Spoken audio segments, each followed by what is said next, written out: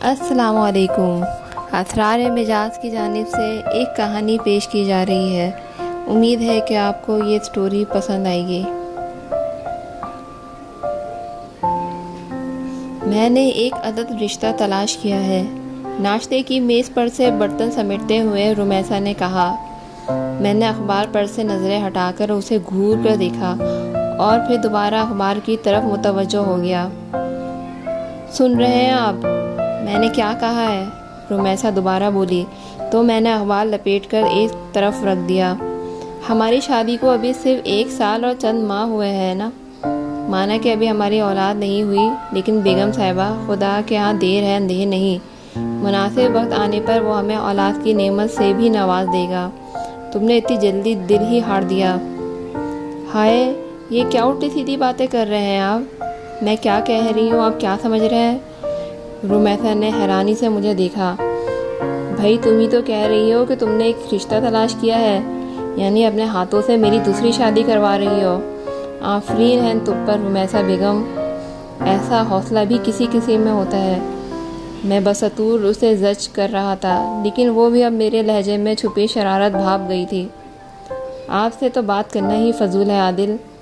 میں کہہ رہی ہوں کہ میں نے سلمان کے لیے رشتہ دیکھ لیا ہے۔ سلمان کے لیے رشتہ؟ لیکن کیوں؟ میں نے استفسار کیا۔ کیوں کیا سلمان نے شادی نہیں کرنی؟ اس نے میرے یوں استفسار کرنے پر کچھ چڑھ کر الٹا مجھ سے ہی سوال کر ڈالا تھا۔ اوہو بھائی، میرا مطلب ہے کہ تم خود کو کیوں ہلکان کر رہی ہو اس کی شادی کی فکر میں؟ ظاہر ہے جو کرنا ہے وہ ہمیں ہی کرنا ہے، ہمارے سوا اس کا ہے ہی کون؟ اس نے ٹھنڈی سانس بھر کر کہا تو مجھے ہنسی آ گئی۔ اللہ تعالیٰ سلامت رکھے اس کے چچا چچی کو، 3 عدد خوبصورت کزنز اور ان کے ہیبت ناک شوہر حضرات کو، اور 1.5 درجن کے قریب ان کے بچوں کو۔ اتنے ڈھیر سارے افراد کے ہوتے ہوئے وہ تنہا کیسے ہو سکتا ہے؟ اور ویسے بھی اس کی چچی آج کل اس کے لیے رشتہ ڈھونڈ رہی ہیں۔ میں نے اسے تسلی دینا چاہی۔ بس ڈھونڈ لیا ان لوگوں نے رشتہ؟ 1.5 سال تو ہو گیا انہیں لڑکی تلاش کرتے ہوئے، ابھی تک تو انہیں ملی نہیں۔ جانے کس گوہر نایاب کی تلاش ہے انہیں۔ میرا تو خیال ہے کہ یہ سب ڈرامہ بازی ہے، وہ لوگ سلمان کی کمائی سے دستبردار ہونا ہی نہیں چاہ رہے، ورنہ اب تک ایک چھوڑ کر 10 لڑکیاں مل چکی ہوتی۔ رمیسا نے خاصی صاف گوئی سے سارا تجزیہ کیا تھا، جس سے میں بھی دل ہی دل میں متفق تھا۔ بس آپ آج ہی جائیں سلمان کے آفس اور اس سے رائے لیں۔ لڑکی ہماری کالونی میں ہی رہتی ہے، بائب ریٹائرڈ کرنل ہے، کھاتے پیتے لوگ ہیں، 3 بھائیوں کی اکلوتی بہن ہے۔ ان کی بس ایک ہی شرط ہے کہ لڑکا پڑھا لکھا ہو اور شریف ہو، اور سلمان میں یہ دونوں خوبیاں موجود ہیں، بلکہ ایک ایڈیشنل خوبی اس کی خوبصورتی بھی ہے۔ وہ تو جیسے پکا طے کر کے بیٹھی تھی کہ سلمان کا رشتہ وہیں طے کرانا ہے۔ اچھا بھائی، کروں گا بات۔ تم یہ سارے قواعد و شرائط مجھے لکھ کے دے دینا۔ کروں گا نہیں عادل، آج ہی کیجیے۔ آپ کی چھٹی بھی ہے، سلمان کے آفس چلے جائیے، ورنہ گھر جا کر تو ایسی بات ہو ہی نہیں سکتی۔ اس نے اتنا اصرار کیا کہ مجھے حامی بھرتے ہی بنی۔ ویسے بھی معاملہ میرے جگری دوست کا تھا۔ سلمان میرے بچپن کا دوست تھا۔ بہت چھوٹی عمر میں اس کے والدین کا ایک روڈ ایکسیڈنٹ میں انتقال ہو گیا تھا۔ اس کی پرورش چچا چچی نے کی، لیکن بڑا ہونے پر اس نے نہ صرف اپنے تعلیمی اخراجات ٹیوشنز کر کے پورے کیے، بلکہ اپنے چچا کی تھوڑی بہت ذمہ داریاں ان کے بغیر کہے ہی اپنے سر لے لی تھی۔ وہ مکمل طور پر سیلف میڈ انسان تھا۔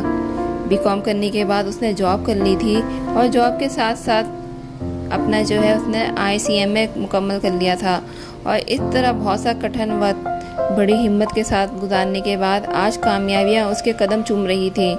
آج کل وہ ایک ملٹی نیشنل کمپنی میں زبردست سی جاب کر رہا تھا۔ مسئلہ صرف ایک ہی باقی تھا، جس کے لیے آج میری بیگم نے مجھے بھیجا تھا۔ اب گزشتہ آدھے گھنٹے سے سلمان کے کیبن میں بیٹھا اس کا ہی انتظار کر رہا تھا، جو کسی میٹنگ میں شریک ہونے کے لیے گیا تھا، اور جب تھک ہار کر میں اٹھنے ہی والا تھا تو وہ چلا آیا۔ مجھے دیکھ کر حسب توقع اس نے بھرپور خوشی کا اظہار کیا۔ حال احوال پوچھنے کے بعد میں نے ڈائریکٹ اپنے مسئلے پر آ گیا۔ اور سنا یار، اپنی شادی کے لڈو کب کھلوا رہا ہے؟ کیسی شادی؟ کہاں کے لڈو؟ فی الحال تو کام سے ہی فرصت نہیں مل رہی۔ بڑا سخت باس آیا ہے ہمارا، بہت مشکل سے ایسے ٹیڑھے بندے کے ساتھ کام کرنا۔ وہ ٹھنڈی سانس بھر کر اپنے باس کی تفصیل سنانے لگا۔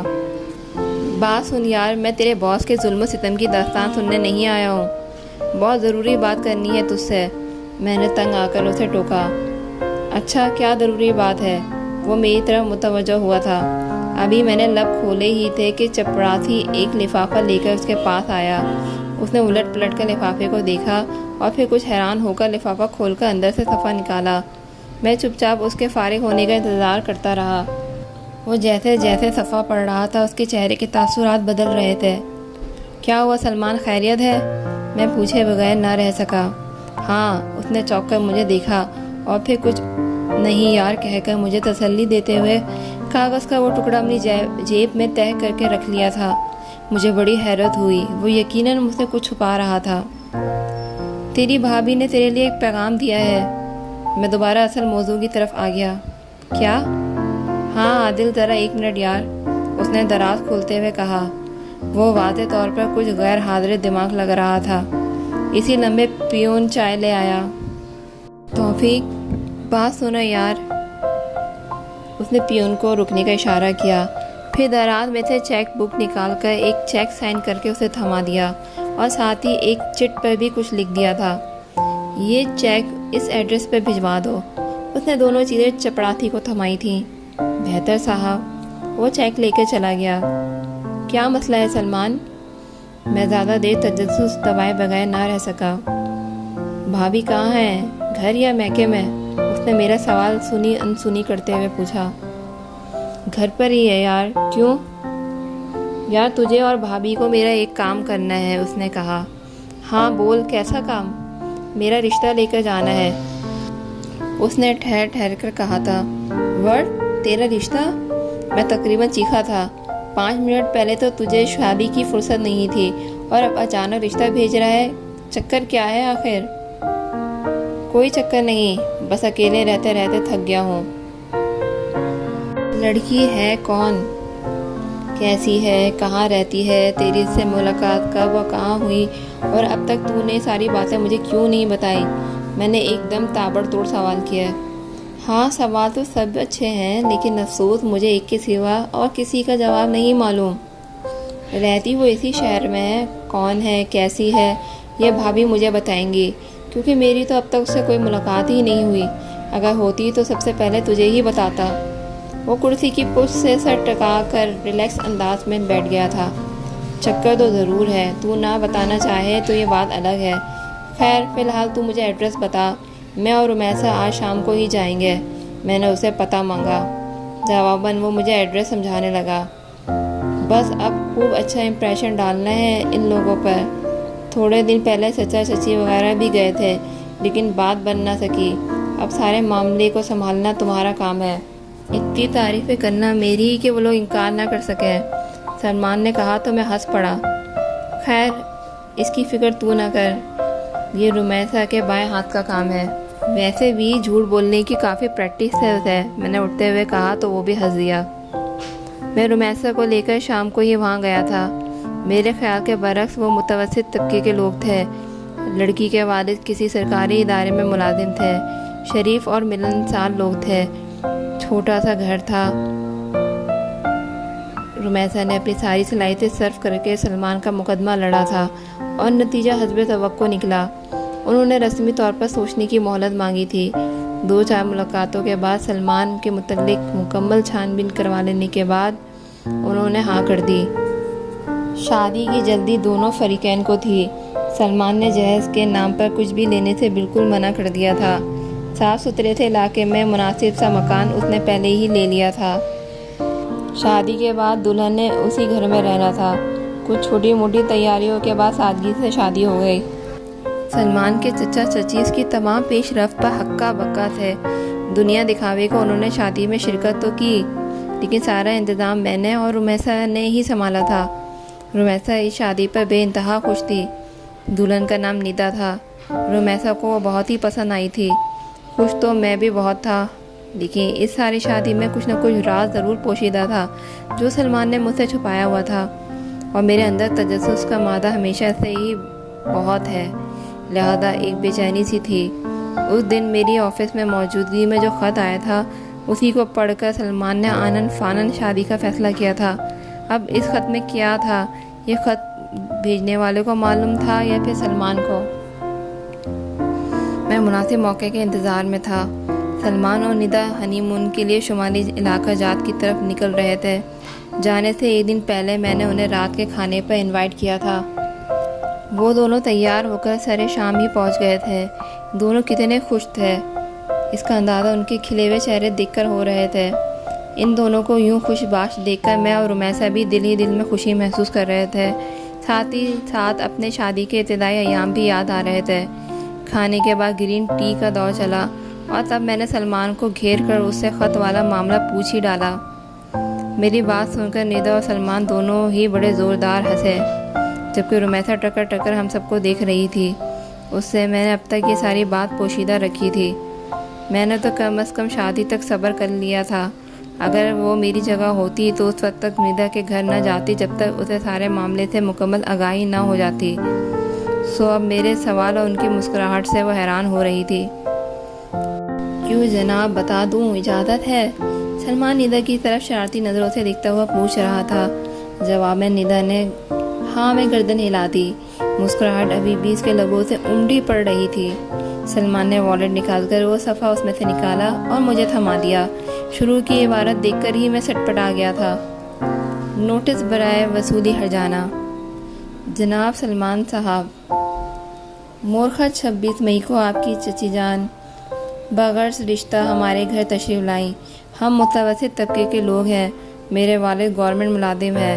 ہم لوگوں نے اپنی بساط سے بڑھ کر آپ کے رشتہ داروں کی خدمت کی، چونکہ انہوں نے آنے سے پہلے اپنے پروگرام سے ہمیں آگاہ کر دیا تھا، لہذا سموسے، بوتل، چکن، پیٹریز، کیک، چائے، فروٹ اور دیگر لوازمات سے ان کی خوب خاطرداری کی۔ اس مد میں تقریباً 550 روپے کا خرچہ آیا۔ میں اور میری بہن ایک پرائیویٹ اسکول میں جاب کرتے ہیں۔ اس دن ہم دونوں نے چھٹی کی تھی۔ ایک چھٹی پر تنخواہ میں سے 100 روپے کٹتے ہیں، یوں مزید 200 روپے کا نقصان اٹھانا پڑا۔ ایک ہفتے بعد آپ کی چچی اپنی ایک بیٹی کے ہمراہ آئیں۔ کم و بیش یہی سارا خرچہ اس دن بھی اٹھانا پڑا۔ پھر 15 دن بعد وہ فون پر پروگرام سیٹ کر کے اپنی تمام بیٹیوں اور ان کے بچوں کو لے کر آ گئیں۔ اس بار کھانے کا اہتمام بھی کرنا پڑا، جس پر 1200 روپے کا خرچ آیا۔ چھٹی کی مد میں اس بار بھی 200 روپے کی کٹوتی ہوئی۔ نیز آپ کے بھانجے بھانجیوں نے کھیل کود کے دوران ڈرائنگ روم میں سجے گلدان بھی توڑ ڈالے، جن کی قیمت 300 روپے تھی۔ یہ تمام نقصانات میرے والدین کو گوارا تھے، لیکن پھر ہوا یہ کہ 3 دن بعد آپ کی چچی نے انکار کہلوا دیا۔ میرے والدین سب پر شکر کر کے خاموشی سے بیٹھ گئے، لیکن محترم سلمان احمد صاحب، میں مزید خاموشی اختیار نہیں کر سکتی۔ آپ کے گھر والوں کی اپنی حیثیت سے بڑھ کر خاصی تواضع کرنے کا نتیجہ یہ نکلا کہ ہم نے پورا مہینہ دال سبزی میں گزارا ہے۔ لڑکے والوں نے یہ اچھا وتیرہ بنا لیا ہے کہ جب ہوٹلنگ کا دل چاہے کسی لڑکی کے گھر رشتہ دیکھنے چل پڑو، جہاں نہ صرف انواع اقسام کے ڈشز کھانے کو ملیں گے بلکہ بے تحاشا عزت بھی اضافی آئٹم کے طور پر موجود ہوں گے، اکثر لوگ جس کے مستحق بھی نہیں ہوتے۔ لڑکی کے گھر والے جتنی عزت لڑکے والوں کو دیتے ہیں، وہ انہیں مزید پھیلا دیتی ہے۔ بہرحال یہ ایک لمبا موضوع ہے۔ قصہ مختصر یہ ہے کہ سلمان صاحب کہ نہ تو ہمارا گھر کوئی ہوٹل ہے اور نہ ہم اتنی استطاعت رکھتے ہیں کہ بلا وجہ پرائے لوگوں پر اپنا خون پسینے کا کمایا ہوا پیسہ لٹائیں۔ مہربانی فرما کر آپ ہمارا نقصان پورا کریں، جو کہ تقریباً 3000 روپے کا ہوا ہے۔ اور جہاں تک بات ہے عزت نفس کے نقصان کی، تو وہ ایسا نقصان ہے جس کا ازالہ کوئی چیز نہیں کر سکتی۔ والسلام، ندا رحمان۔ خط پڑھ کر میں نے حیرت سے نظریں اٹھا کر دونوں کو دیکھا۔ ندا خاموشی سے اپنے ہاتھوں کو تک رہی تھی اور سلمان اسے۔ میں نے خط اب رمیسا کی جانب بڑھا دیا تھا۔ تو یہ بات تھی ساری؟ سلمان کو دیکھتے ہوئے میں مسکرایا۔ میں کیا کرتی عادل بھائی، اس دن مجھے اتنا شدید غصہ آیا کہ میں نے بغیر سوچے سمجھے یہ خط لکھ کر پوسٹ کرا دیا۔ جب سوچنے سمجھنے کے قابل ہوئی تو اپنی اس حماقت پر بہت غصہ آیا، مگر کیا کرتی، تب تک تو یہ سلمان تک پہنچ چکا تھا۔ ندا کو شرمندہ لہجے میں کہہ رہی تھی۔ بہت اچھا کیا، زبردست یار، ایسا ہی کرنا چاہیے تھا۔ رمیسا دل سے ندا کی ہمت کو سراہ رہی تھی۔ اور میں ان سب کو ہنستا مسکراتا دیکھ کر جہاں ان لوگوں کی خوشیوں کے دائمی ہونے کی دعا کر رہا تھا، وہیں یہ بھی سوچ رہا تھا کہ ندا اس سارے معاملے میں اس لحاظ سے خوش قسمت رہی کہ اسے سلمان مل گیا، جس نے اس کے نقصان کا ازالہ ایک فوری فیصلے سے کر دیا۔ مالی نقصان کا ازالہ تو بہت چھوٹی سی بات ہے، اصل بات تو یہ تھی کہ سلمان نے اس کی عزت نفس کو مزید ٹھیس لگنے سے بچا لیا تھا۔ لیکن ہمارے ارد گرد کتنے ہی اور لوگ ایسے ہیں جو دن رات اسی عذاب کا سامنا کرنے پر مجبور ہیں۔ صرف یہ سوچ کر شاید اس بار کچھ مختلف ہو جائے۔ بار بار انہی بدصورت رویوں کا نشانہ بننے والے لوگوں کے نقصان کا ازالہ کون کرے گا؟